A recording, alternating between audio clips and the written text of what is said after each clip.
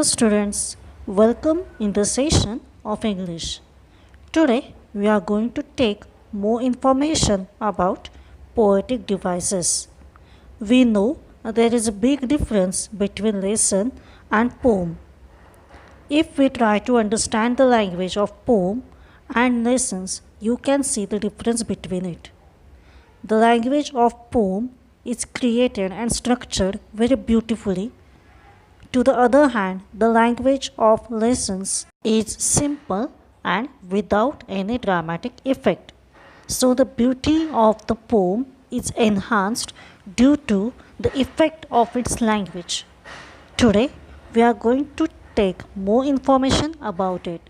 So, our first poetic device is tautology. If two or more words in the same line convey the same meaning, the figure of speech in that line is called tautology.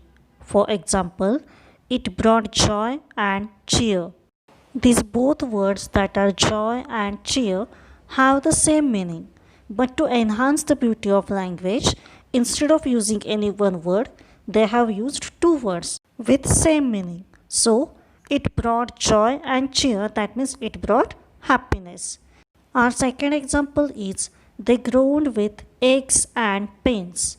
Aches and pains also have same meanings. Sometimes we say my head is paining, or sometimes we say I have headache.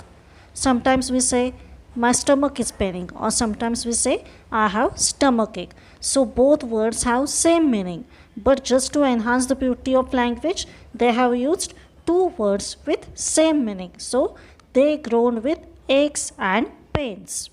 One more example. We are meeting at 10 a.m. 2 hours before noon. Now as we know, noon starts at 12 o'clock. So 2 hours before noon, that means definitely it will be 10 a.m. But to create an effect, here it is used, we are meeting at 10 o'clock 2 hours before noon. One more example. In my opinion, they are the best, better than all the other ones. Here, best and better than all the other ones, denoting the same thing. Best, that means better than all other ones. So again, here we can see the tautology. Our second poetic device is inversion or anastrophe. Poets often change the proper grammatical order of words in the line of a poem in order to make the lines rhyme or to emphasize upon something. The figure of speech in such lines is called inversion or anastrophe. That means what?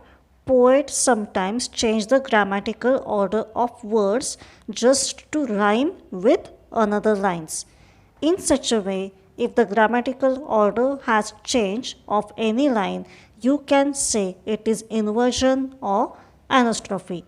Let's take one example of it. Up came the sun, down the hill it flowed.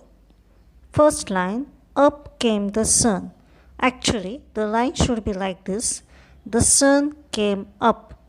And the second line, down the hill it flowed. It should be it flowed down the hill. So these are the correct grammatical order of these sentences. One more example. Patience I lack. Patience I lack is not the correct grammatical order. It should be I lack patience. So in such examples, you can find the poetic device that is called inversion or anastrophe. Our third poetic device is interrogation or rhetorical questions. When a question is asked in order to create a dramatic effect and not to get an answer in a line of poem, the figure of speech used is called interrogation or rhetorical questions. Students, there are two types of questions. First, that is WH questions, and second, that is rhetorical question. In WH question, the questions which we ask we get all the answers for it. For example, where do you live? How are you? What's your name? Etc.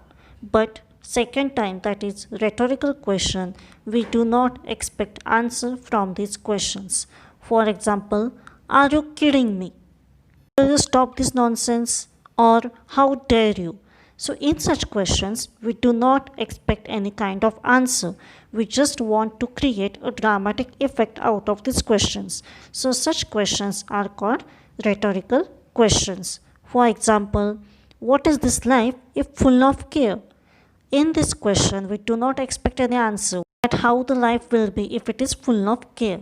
Second, when can their glory fade? Here, glory, that means a great honor. That means when their glory is going to be paid. We are not going to answer this question. Here, this question is only asked to create a dramatic effect. So, such questions are called rhetorical questions or interrogation. Such effects in the poetic lines are called interrogation or rhetorical question. Students, homework for today is you have to find 5 examples each of poetic device: tautology, inversion or anastrophe, and interrogation or rhetorical questions.